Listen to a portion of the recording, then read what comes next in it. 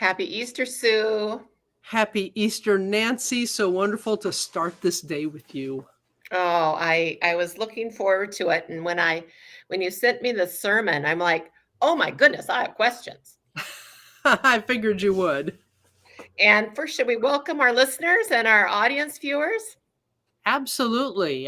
You take the lead on that. Yeah, so thank you for joining this conversation. And, it's available on the First Presbyterian website. If you follow us on Facebook, you can find it there as well. And we've got people behind the scenes, Mary and Amanda in particular, helping us kind of pull this all together and share it with you. And I'm also going to say, if you ever have any questions, like send them our way. Like, just because I have my questions doesn't mean you don't have your questions. Absolutely. I'm happy to tackle anything. Although I will say, if you send your questions, it'll be a few weeks. I'm heading out on vacation tomorrow. We're recording this on Easter Sunday. And so any questions you have, I will be happy to tackle when I'm back at the end of the month. Yeah, and I'm so excited that you and your wife can go on this wonderful adventure with your parents to Look, yeah, yeah, really looking forward to it. yeah, how it's special, right? Anytime you can spend time with somebody and kind of especially adventuring, I think it's always a special time. So, Easter is a special time as well. It is the big Sunday, the big celebration of the year. Yeah, and in your leading up to Easter, you've been inviting us to kind of pause, stop, take a breath, pause, and kind of just see where God is. And in your sermon, what I find interesting is, and I may not be understanding this correctly, so please correct me, but you're kind of suggesting that the Easter story is somewhat as a pause too between one life and another life. So there's the death of Jesus Christ the human, but then there's the resurrection of the, I'll say, the soul or the spirit, or whatever, right? um so do I have that right? Are you kind of suggesting that period of kind of being in the tomb is that major pause between one way of life and another way of life or living? Absolutely. We aren't people where you could just flip a switch and all of a sudden you're different. That's just not who we are as human beings. And we have to take time to kind of acknowledge what we're leaving behind and get ready for what's coming next. So in a way, this pause between Jesus' death on a Thursday and the resurrection on a Sunday is that holy pause that God gives us. Jesus paused during that time. God paused during that time. And I think we could learn something from that, because I think of people who've lost someone important to them. They're on their own journey. And so often other people think they should be going through it a whole lot faster. It's like, well, you just got to move on with your life. Well, it's not always that easy to do. Sometimes you have to take that time to be in that tomb, to honor that loss, and to really think about then, how am I going to emerge from this? Mm-hmm. But of course, we believe God is in the tomb with you. We believe that you aren't left to figure this out alone. You aren't abandoned there, that God is a holy presence with you through this process. Mm-hmm. And so, yeah, I think this is very much a holy pause anytime we're looking at a transition from an old life to a new life. Mm-hmm. Mm-hmm. I love that. So, and you bring up, unfortunately, the very real and very disturbing and sad statistics of teenage suicides. Yeah. And you talk about the hope and the promise of Easter. So just help me understand how kind of the story of Jesus, dying and resurrecting, and how is that tied to, how, this sad reality of we're losing beautiful young people. Absolutely. So pause just a sec. I've got somebody knocking on the door. Mary will know what to do. Yeah, pause, Mary. I'm in the middle of recording an interview. Are you short? Yeah, Okay, I'll print more off when I'm done and we'll have the ushers finish. okay. Hey, dude, do you have TLM as bookkeepers for the company? No, we got rid of them. We're back to just doing it ourselves. Rick, I am in the middle of an interview. I'm going to Okay. finish that. Thank you, Okay. and I'll print more off later. Okay. Thank you.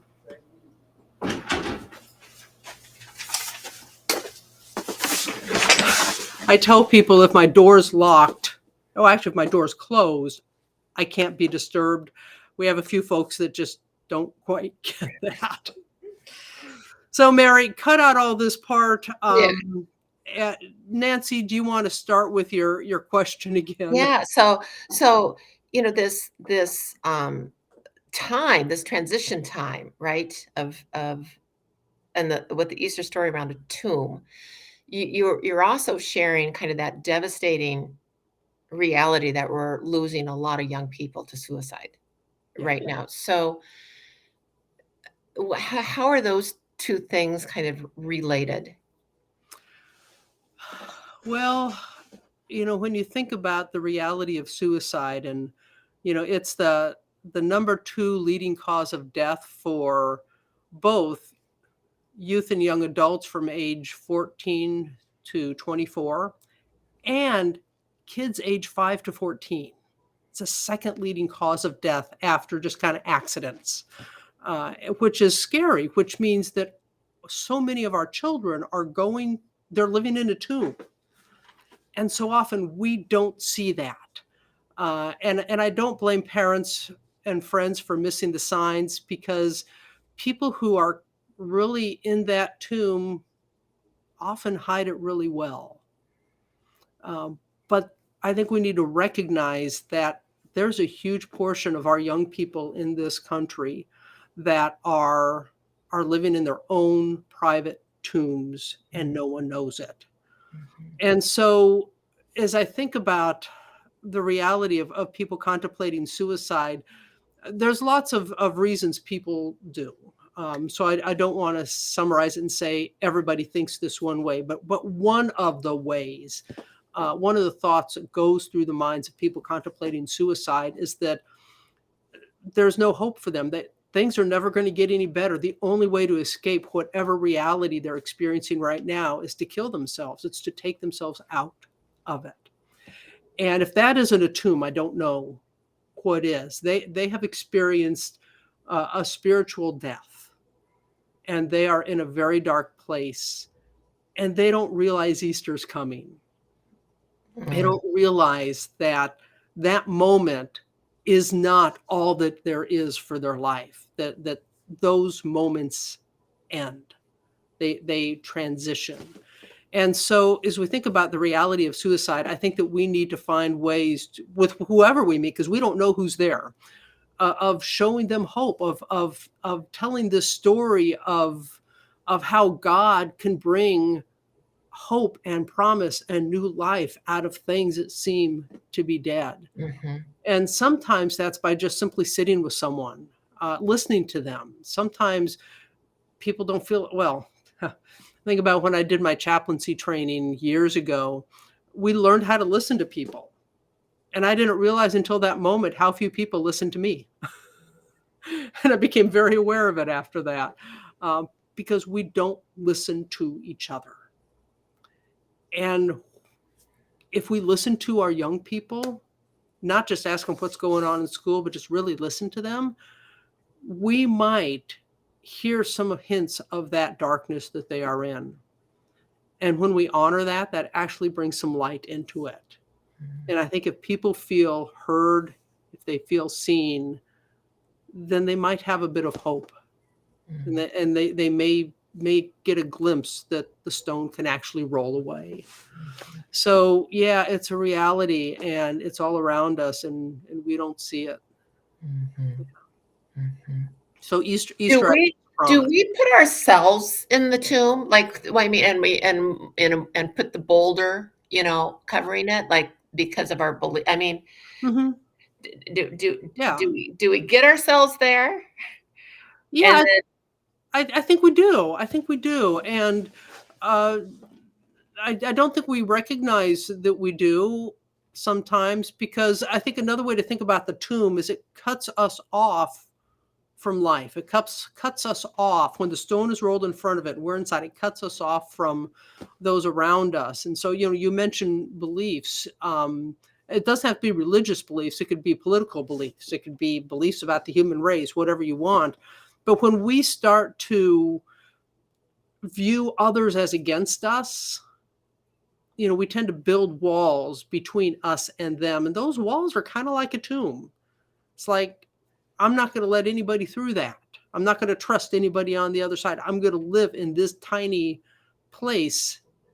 And the more you wall yourself in, the darker it gets.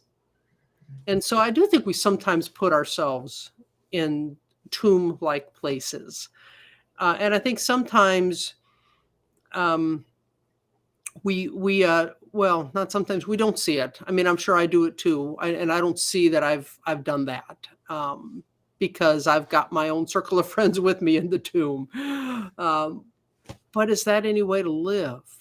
We're called to live a life of abundance and connection and joy and freedom and life. And that doesn't happen in small, dark, and closed places. And so, yeah, I think sometimes we do put ourselves in there. And it takes a lot of work for people on the other side to chip away at that stone so it could roll away. It takes a lot of work for us on the inside to chip away at that stone and roll it away. Because when we see others as a threat, when we see everything out there as a threat, our natural inclination is to protect ourselves. But we don't recognize how that stunts our life. I'm reading a book, and they were suggesting that everybody kind of goes through the dark night of the soul. Like there isn't like a human that is exempt. It's Yeah. part of the journey. And some people have several of those experiences, in their life. I mean, 15 years ago I was there. And I was suffering from suicidal ideation. Because the world, how I was raised, how it was supposed to be, and how was I supposed to be in it, was not working for me. Yeah. And it really did probably take me probably a good decade to really like shed the old stuff. I had about a 10-car pileup of beliefs that were no longer serving me. And then to step in, to a new way. And so that story of death of one way of living, which is the story of Jesus Christ, right? And then the rebirth into a new. And this idea of a tomb is it everybody's kind of process as they go through kind of that dark night of the soul? I don't know. I mean, I think everybody's process probably looks different and unique to them, but I think it's a good metaphor. Mm-hmm. And I think, your comment that it took you a good decade to kind of move through that passage tomb, if you will, to use that other tomb I talked about during the sermon. I started out the sermon saying, it was 36 hours that, between the time Jesus was taken down from the cross, the women came to the tomb and found the stone rolled away. God being God could have snapped God's fingers, and 1 hour after Jesus was taken down from the tomb could have said, okay, I'm back. But even God waited. And I think that's a reminder to us that it takes time to move through that passage from death to life. It's going to take a different length of time for every person. The passage is going to look different for every person. But I think it's okay to recognize that it is going to take time, because we can't just shed the old like clothes and put on a new suit. And it's like, here we are. I think of the story of Corrie ten Boom, who was a survivor of Auschwitz. And she talked about being at she was giving a lecture somewhere, and as she was shaking hands with people on the way out, she recognized a guard from the prison camp. And she talked about how, she'd forgiven the guards a long time ago. But when this man walked through, she felt a little bit of that hatred and resentment rise up in her. I don't remember her exact words, so don't quote me on that part, but she felt that rise up. And someone had asked her once about forgiveness. It's like, I thought I'd forgiven, and then it keeps coming back. And she talked about it like a bell tolling, which I thought was a really good metaphor, because, your bell, it swings back and forth. When you're pulling on the rope, it's going. When you stop pulling, it's not like it stops all of a sudden.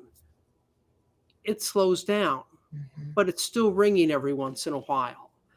And that's, in a way, what that shedding of the old life and putting on the new reminds me of, is that it's not an overnight thing. There's going to be pieces of that old life that continue to ring every once in a while and try to draw us back. And I think we need to remind ourselves that we're on a journey. And it's not going to happen overnight. It's going to take time. We're going to have those moments where we step back a little bit into the old life before stepping forward into the new. But if we stick with the path, if we keep moving through that passage, we will eventually get there. So, I think it's different for everybody. But I think thinking of that concept of a passage tomb as opposed to just a tomb kind of helps us put things in perspective. And to be willing to stay there, 36 Yeah. hours, 36 days, a decade, whatever it takes, Yeah. right? For the light to emerge. Mm-hmm. Yeah. The passage tomb at Newgrange that I talked about during the sermon is a really unique one. It is set up so that on the the winter solstice, the light shines through the opening as an arrow until it finally reaches the center part of the passage tomb. And it starts just as a hint, and then it slowly moves in and slowly fills up the place. And so, I think we need to be willing to stay there for God to do God's work. And part of God's work, that symbolism of the light slowly coming in, I think reminds us that God is at work. But again, it's not an overnight thing. So, I think we need to be willing to stay in the tomb for a while and let God nurture the life. I think that's beautiful, and what a beautiful message for this Easter, and in this time when so many blessed humans are suffering. Mm-hmm. Yeah, the Easter story to so many is just a story, and one of our jobs is to let people know that it's not just a story; it's real life, and it has an impact on us today because God is still working. God's Spirit is still out in this world. God is still meeting us where we're at. And we need to be able to let people know that, because for so many people, it's they don't know that. They don't experience that. They don't recognize that because it's just been a story to them. But I'd also say this: if it were just a story, we wouldn't still be gathering to tell it 2,000 years later. Oh, Sue, thank you so much. I always enjoy our conversations, and I always get something out of it that really carries with me, for the next few days. So thank you for that. I hope our listeners and our watchers, feel the same. And I continue to be excited for you and Linda to go on your big adventure, your vacation. I'll see you in a couple of weeks when you're back. So please, friends, visitors, join us. Church Online begins at 10 o'clock. I believe there's an Easter egg hunt about to happen, though. Yeah, Easter egg hunt about to happen, and worship at 10 o'clock, either in person or online. You can get to it through our website, fpclincoln.org. And I'll also say that while I will not be here for the next 2 weeks, Kara Hillhouse, who's a pastor and the hospice spiritual care coordinator at Tabitha here in town, is going to be preaching, and Nancy will be interviewing Kara about her sermon. So our After the Sermon series will continue, and I'll look forward to seeing you all in about 3 weeks. Okay. Have a Thank blessed you. Easter. Thank you.